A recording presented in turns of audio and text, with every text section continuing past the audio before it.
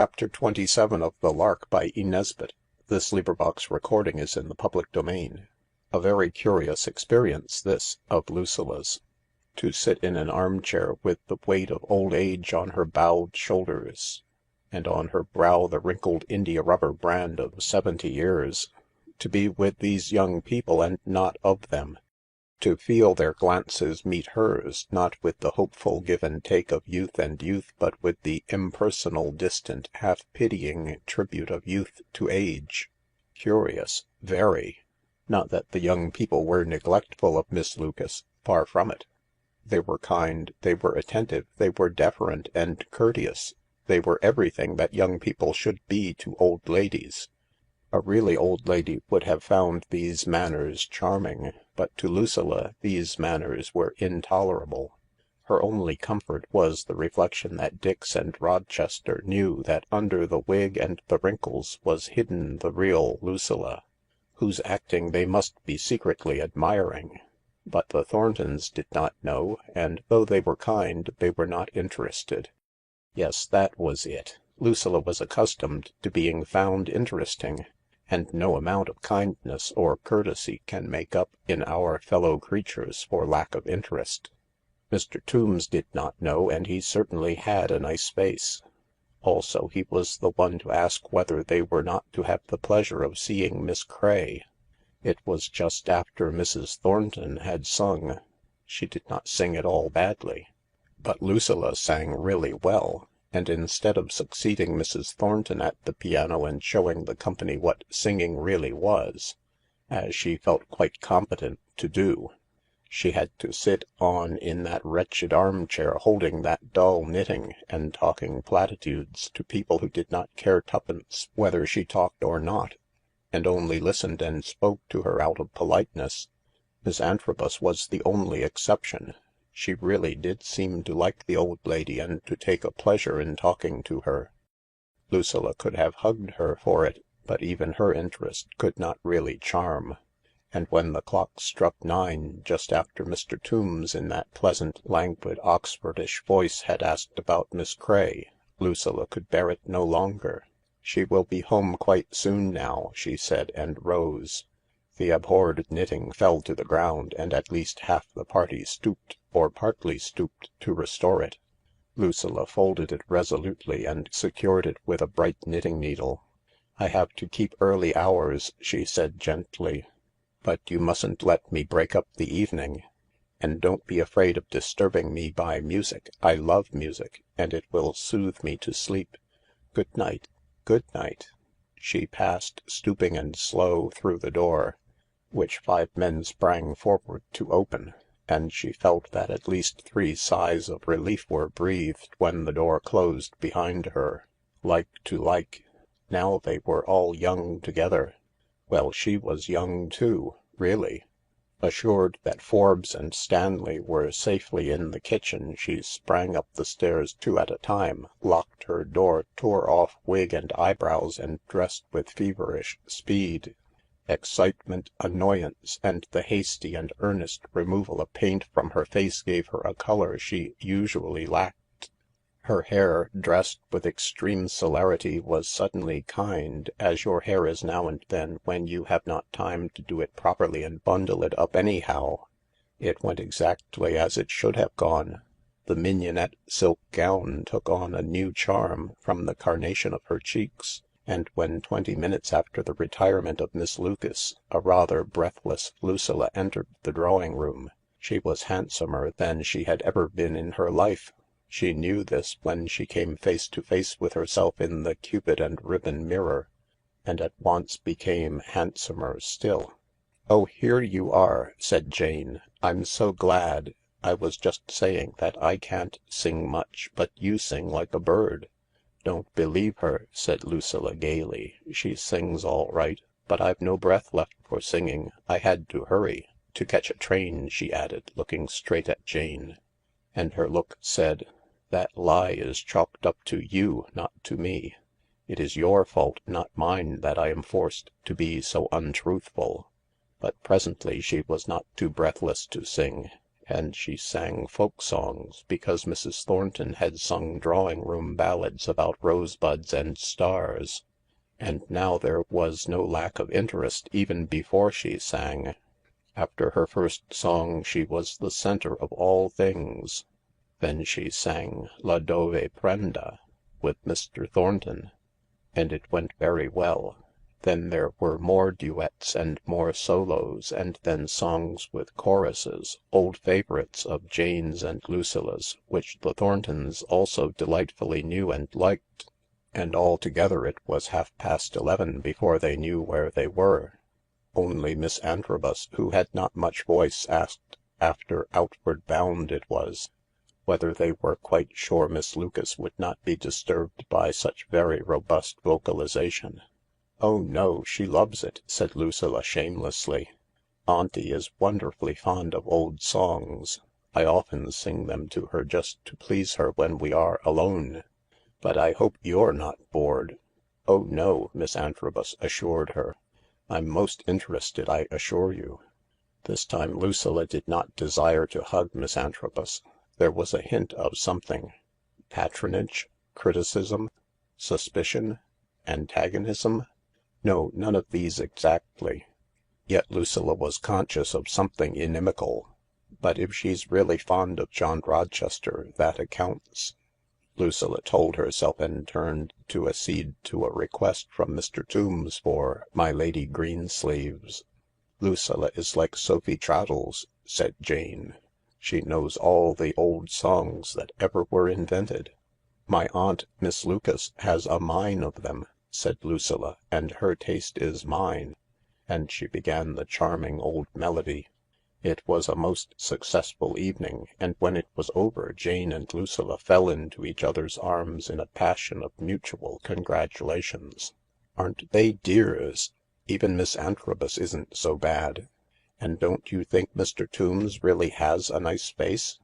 Nice face, nice voice, nice manners, nice straight back, nice hands. But did you notice Mr. Thornton's hands? Those long, delicate fingers? He's an artist every inch. He's the one who plays the violin. The others are cello and double bass. How frightfully lucky we are. What times we shall have." "Yes," said Jane pensively. "And they're all fond of dancing." "Yes." Jane had become still more pensive, and was rolling and unrolling the ribbon of her girdle with a preoccupied little frown. "And they all like acting." "Yes." "Don't keep saying yes," said Lucilla, beginning to pull out hairpins. "What do you think of Miss Antrobus?" "I don't know. She is the one I don't feel sure about. She's the fly in the amber, or the toad in the ointment, or whatever it is. She didn't seem to fit in somehow. Mr. Rochester seemed to like her." "Yes," said Jane, "but not desperately, do you think?" "No, it's not a passionate affair. Friend of childhood's hour and so on. So Mamma Rochester said." "What do you mean by affair?" "Didn't I tell you?" Lucilla asked, brushing vigorously. "Mamma Rochester hinted all sorts of things." Lucilla stopped. Through the double curtain of her hair she had seen in the mirror Jane's face. Ought she to have gone on? To have told Jane all that Mrs. Rochester had said? Anyhow, she didn't. And anyhow, it did not matter, because Jane had heard every word through the library door. Why did not Jane tell Lucilla that she had listened to Mrs. Rochester's poisonous confidences? It was not that she was ashamed of listening. When she began to listen she pictured herself telling Lucilla afterwards and laughing over it with her. But she had not told her, and she did not tell her now. Instead she said, "What sort of things?" "Oh, the usual stuff that sort of woman would hint. That we needn't hope that my Lord Rochester would throw the handkerchief to either of us because his mamma had other views for him."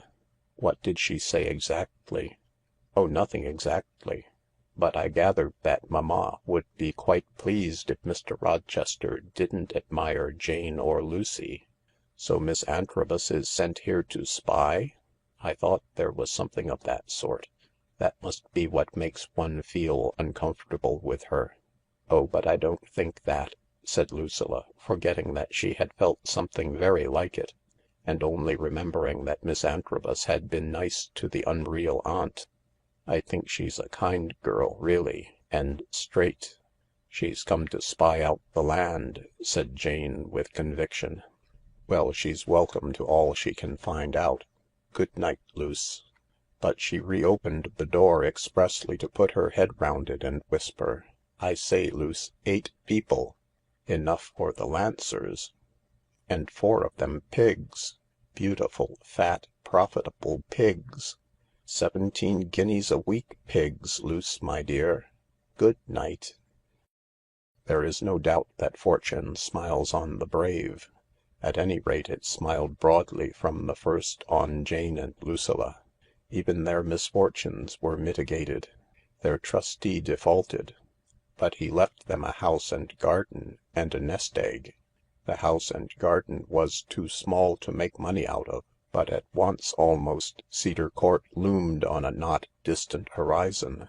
Jane tumbled downstairs, but she, so to speak, tumbled into possession of the garden room. They could not afford an expert gardener and bailiff, and destiny took them to Madame Tussaud's, and behold, embodied in Mr. Dix, the perfect bailiff and gardener. Old Mr. Rochester threatened to become an embarrassment, and at once he retired to Tibet. They had no servant really attached to their interests, but before they had time to feel this deeply, behold Gladys. They desired competent servants, and Forbes and Stanley were added to their staff. Mrs. Adela Dadd happened, but then so directly afterwards did Mrs. Doveton. The 3 greedy sisters went away without paying, but they were succeeded by the Thorntons and by Mr. Tombs, who did pay. This sort of luck does, beyond doubt, attend on some people, and it transcends all other blessings. That is why we say, it is better to be lucky than rich. Caesar had this sort of luck. Napoleon had it. Jane and Lucy had it. But this sort of luck is a bridge that sooner or later gives way. Napoleon met Blucher at Waterloo. Caesar, even at the base of Pompey's statue, met a greater than Blucher. And Jane and Lucy felt almost from the first that in Miss Antrobus they had met a personality that, as gypsies would say, crossed their luck. A vague but undeniable sense of uneasiness persisted in and through and under and over the pleasant days that now followed each other at Cedar Court. It was not a strong feeling, not an overpowering discomfort. It did not destroy pleasure, but it leavened it. Quietly, persistently, unceasingly, it bored its way into everything. It was like a slight toothache, which the will may decide to ignore, but which goes on all the same in that hinterland of the subconscious, where the will has no sovereignty. The thing could not be put into words. It was as elusive as a bird's song or a flower scent. All you could say about it was that it was here and that it was antagonistic. It was not that Miss Antrobus withdrew herself from the gaieties of Cedar Court. On the contrary, she participated in every single one. She did not sing, but she could play accompaniments. She was a poor actress, but a good prompter and an excellent audience. Her time was always at anyone's disposal, and she had all the time there was. She had too much time. She was always there. She never went to London. She never walked out except in the garden. She was always amiable and obliging, but she was always there. And she seemed to be always looking on. "And she looks on through a spyglass," said Jane. "A tortoise-shell lorgnette or whatever it is, like Mrs. Rochester had. Or perhaps she looks at us through a microscope as if we were beetles or those things with legs that come out of pond water." "She doesn't look at Miss Lucas like that," said Lucilla. "No," said Jane, "that's the worst of it. She's a great deal too nice to Miss Lucas. It's not natural. She asks after her every morning. She offers to go and sit with her, to read to her, take her out for drives. That's easy for you. You've only got to say I'm not strong enough. But when she comes and sits beside me in the evenings and offers to hold my wool and tells me she's sure I should enjoy a drive, and is so nice and kind, well, if it's genuine, she's a dear. But if it's only that she suspects that I'm not really an aunt, then— well— " "Yes, that's it," said Jane. "That dreadful aunt is our weak point. She's the dead secret, the skeleton in the cupboard. If it wasn't for her we could defy 50 Miss Antrobuses. But as it is," Lucilla pointed out, "we can't. What a name, too. Antrobus. It makes me think of a medieval engine of war. Halberds and battering rams and antrobuses. I'm sure I've read that somewhere. I always thought all antrobuses had big hooky noses. You know, noses that snort at you and say, 'Ha ha,' like the war horse. But really, I believe she's all right. It's only our guilty consciences. And Mr. Rochester says she's much jollier than she used to be. And as she was the friend of his childhood he must have thought her pretty nice then. So that by now—" "I didn't take it that way. What he said was that the war had been the making of her, and he'd never thought she had so much stuff in her. That doesn't sound very— No, does it? I don't think the noble lord will throw a handkerchief to a girl he never thought had so much in her, do you?" "He's very nice to her," said Jane. "Yes," said the diplomatic Lucilla. "Too nice for it to mean anything." "Yes," said Jane. "It's as if he was saying all the time, 'I'll be a brother to you. I really will.' If there was anything, there'd be more ups and downs." "I don't know how you know," said Lucilla. "Perhaps I don't. But you must remember I was adored once too, like Sir Andrew Aguecheek." "Oh, when?" cried Lucilla eagerly. "In a former state of existence," said Jane. "All girls must have been. That's how they know so much about love affairs before they ever have one. Look here, let's do something new and different. Let's have a prize competition." "Like anagram teas?" "Yes, but not anagrams. We'll have a prize for the best solution of the problem of how to get rid of Othello. He's always getting out of the hutch and eating Mr. Dix's choicest fruits and flowers. And a prize for the best poem about Cedar Court. And for the best way of getting the silver out from behind that fireplace without taking the whole thing out, because the mantelpiece is built all round it. And another prize—" A discreet tap at the door stopped her. "Please, miss," said Mrs. Doveton, "might I have a word with you?" "No, don't go, Miss Jane. I want to have—" "Not words with us," said Jane. "No, miss, far from it. But I do want to speak plainly." "Oh dear," said Jane. "Whatever has gone wrong now?" "It's that, Gladys," said Mrs. Doveton. "So now you know." Chapter 27